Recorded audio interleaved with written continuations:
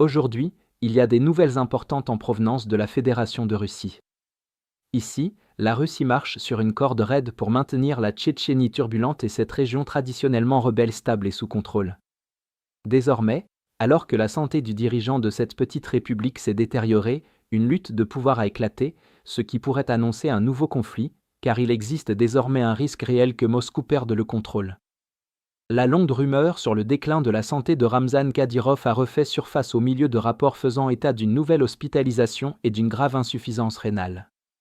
Fin décembre 2025, il a manqué des événements clés et a nécessité un traitement intensif à Moscou, certains affirmant qu'il suit désormais une dialyse de retour en Tchétchénie. Kadyrov est considéré comme la seule autorité capable de maintenir la Tchétchénie en ligne, car il contrôle personnellement les forces de sécurité, réprime les clans rivaux, impose la loyauté envers Moscou et empêche un retour au séparatisme et à l'insurrection. Cette stabilité est personnalisée et coercitive, et si sa capacité venait à faiblir, la concurrence longtemps réprimée pourrait ressurgir, risquant la fragmentation et forçant le Kremlin à intervenir pour garder le contrôle. Les prétendants potentiels à la succession de Ramzan Kadyrov vont des membres de sa famille aux élites sécuritaires, en passant par les administrateurs alignés sur Moscou. Magomed Dodov, président du Parlement tchétchène et Premier ministre, gère la machine politique interne et la répression, offrant une continuité et un contrôle institutionnel attrayant pour le Kremlin, ce qui fait de lui quelqu'un perçu comme capable d'assurer la continuité institutionnelle. Apti Alodinov, commandant des forces spéciales AKMA, dirige les unités tchétchènes en Ukraine et porte la responsabilité sur le champ de bataille, ce qui le rend populaire auprès des cercles militaristes et signale sa fiabilité ainsi que sa loyauté visible envers Moscou. Akhmat Kadyrov, le fils aîné de Ramzan, âgé de 20 ans, occupe les fonctions de vice-premier ministre par intérim et de ministre des Sports, ce qui séduit Moscou comme option dynastique pour préserver l'emprise du clan Kadyrov sans bouleversement immédiat. Si l'option la plus populaire, le fils de Kadyrov, est choisie, cela aidera à maintenir l'équilibre des pouvoirs. Beaucoup de gens en Tchétchénie craignent qu'un changement de clan dirigeant n'affecte leur situation financière, et les élites ont profité du maintien de Kadyrov au pouvoir. Cependant, cela les rend surtout plus loyaux envers lui personnellement qu'envers Poutine ou Moscou. Malgré la rivalité entre les prétendants, c'est à Moscou que sera décidé qui héritera de la position de pouvoir de Ramzan Kadyrov. Le précédent est explicite, puisque le père de Ramzan Kadyrov, Akhmat Kadyrov, a d'abord combattu la Russie, puis a changé de camp, avant d'être assassiné avec, selon la rumeur, l'acceptation tacite de Moscou. Ramzan a accepté le marché qui lui a alors été proposé, le pouvoir et les ressources en échange d'une loyauté absolue.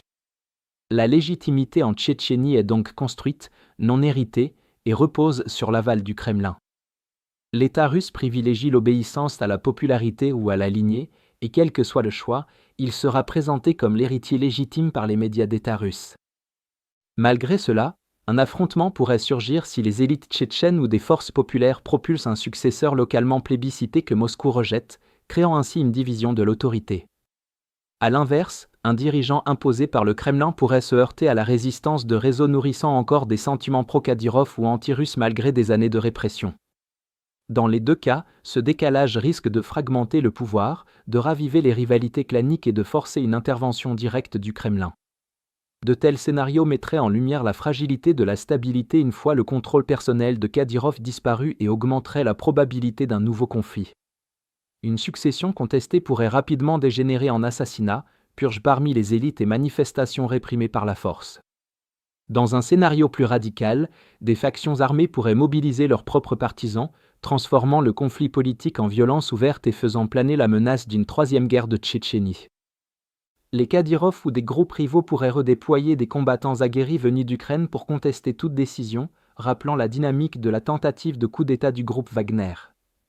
Des assassinats ciblés, des répressions et une possible résurgence de l'insurrection déstabiliseraient la République et mettraient à rude épreuve la capacité de Moscou à contenir tout débordement potentiel, d'autant plus que la guerre en Ukraine s'apprête à entrer dans sa 4e année. Globalement, que les événements aillent ou non jusqu'à une troisième guerre de Tchétchénie, une lutte pour le pouvoir en Tchétchénie comporte un risque énorme.